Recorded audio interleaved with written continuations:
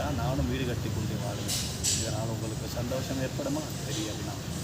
என் பிள்ளைக்கு நான் அழகான திருமணத்தை அதிகப்படியான செலவுடன் செய்ய வேண்டும். இதனால் உங்களுக்கு சந்தோஷம் ஏற்படுமா? தெரியவில்லை. நிச்சயமாக புரிந்து கொள்ளுங்கள் என் அருமை சகோதர சகோதரிகளே, நண்பர்களே.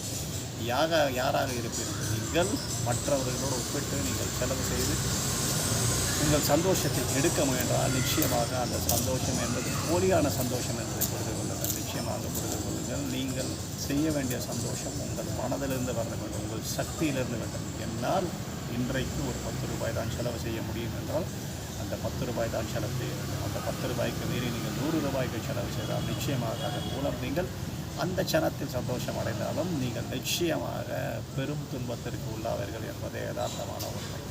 மற்றவர்களை பார்த்து நானும் அது போல வாழ்வேன்